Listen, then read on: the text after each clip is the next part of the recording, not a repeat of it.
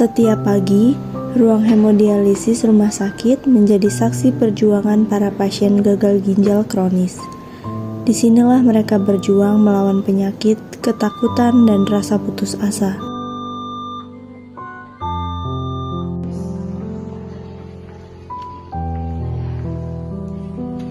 Selamat pagi Pak Syamil. Selamat pagi Sus. Tiga ya Pak. Ya Sus, terima kasih. Sus, saya ini ngerasa lemes loh Sus. Kalau saya dicuci darah mungkin tambah parah nanti saya Sus. Enggak Pak, ini memang prosedurnya. Kalau nggak dilakukan bisa jadi lebih bahaya. Jadi kita mulai saja ya Pak. Tapi Sus, Bapak masih takut sama jarumnya. Jarum ini kecil kok Bu, sudah biasa.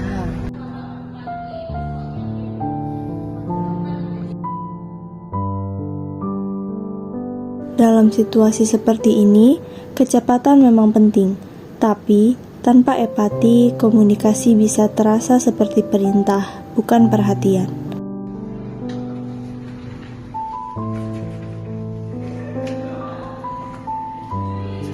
Sus, aku tadi melihat Bapak Samil, katanya dia takut banget. Mungkin dia butuh penjelasan sebelum dilakukan tindakan. Iya, tapi pasien kita banyak Sus, waktu kita terbatas. Aku paham, tapi kan komunikasi sebagai dari terapi. Kalau pasiennya tenang, prosesnya juga akan lebih cepat. Permisi. Sedang bahas apa kalian? Tentang Bapak Samil, Dok. Beliau tampak sangat cemas. Ya, saya juga perhatikan itu emang penyakit kronis. Jadi penyakit itu tuh gampang membuat si pasien itu tuh sering stres. Jadi untuk kalian coba gunakan pendekatan yang empati. Jangan buru-buru saat memberikan instruksi kepada pasien. Baik Dok, saya akan ubah cara pendekatan saya.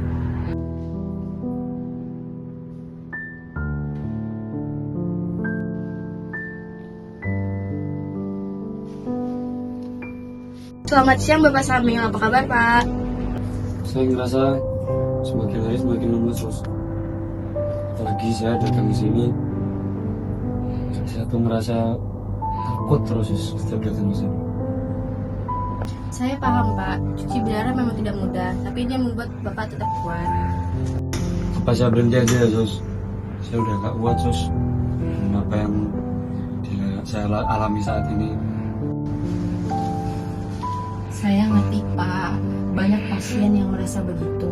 Tapi Bapak sudah berjuang sejauh ini. Setiap sesi dialisis itu kesempatan agar Bapak terus bisa bersama keluarga. Iya Pak, aku dan anak-anak akan selalu menunggu Bapak pulang.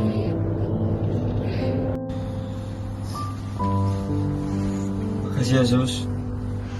Motivasi suster bikin membuat saya semangat lagi.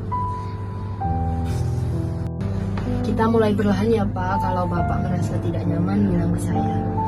Empati sederhana, tatapan lembut, dan nada penuh pengertian adalah bahasa paling kuat dalam komunikasi kesehatan.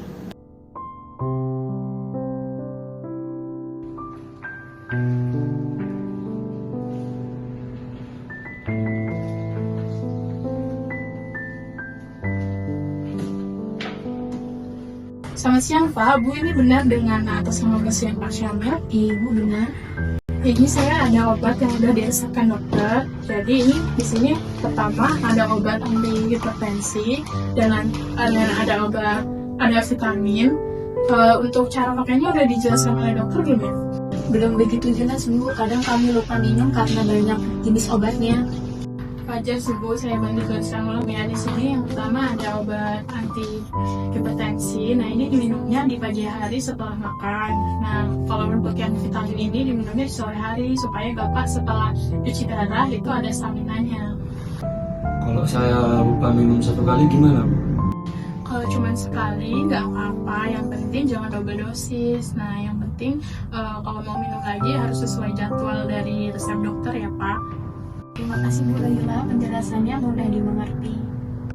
Baik Bu, sama-sama. Kalau ada keluhan atau ada efek samping langsung hubungi dokter atau ke farmasi ya Bu. Kami siap membantu dan melayani. Terima kasih, semoga cepat sembuh. Komunikasi efektif tidak hanya berhenti di ruang perawatan. Koordinasi antara dokter, perawat, dan apoteker membantu pasien memahami pengobatannya secara utuh. Inilah wujud nyata pelayanan kesehatan yang berpusat pada pasien. Bagaimana kondisi Bapak Syamil hari ini? Kondisi Bapak Syamil hari ini sudah lebih tenang dan kooperatif, Dok. Saya juga merasa komunikasi kita dengan pasien lebih baik, Dok. Dari sisi konsumsi obat, beliau sepertinya sudah mulai paham dan mengerti, dan saya juga memberi pengingat untuk istrinya. Luar biasa, ini termasuk contoh komunikasi lintas profesi yang sangat efektif. Kita sebagai tenaga medis harus berupaya untuk kebaikan pasien. Iya, Dok. Ternyata satu senyuman dan satu penjelasan sederhana bisa membantu banyak hal ya, Dok. Betul, karena pelayanan terbaik lahir dari hati yang tulus dan komunikasi yang penuh empati.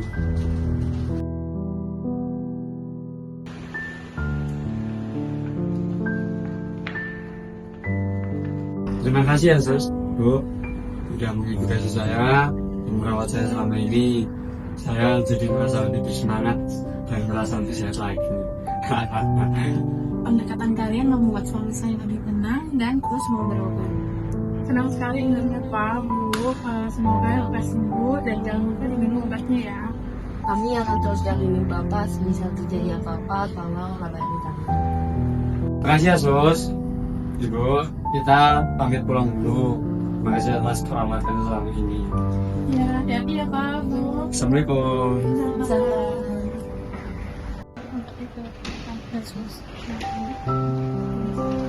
Dok.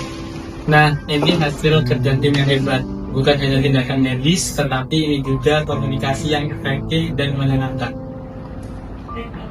Dalam dunia kesehatan, komunikasi bukan sekedar berbicara, tapi tentang menyentuh hati, membangun kepercayaan, dan menyalakan harapan. Karena terkadang kata yang lembut bisa menjadi obat paling manjur bagi jiwa yang lelah. Komunikasi efektif antar tenaga kesehatan dan pasien menciptakan kepercayaan dan harapan baru. Empati, kolaborasi, dan kemampuan mendengar adalah terapi yang tidak ternilai.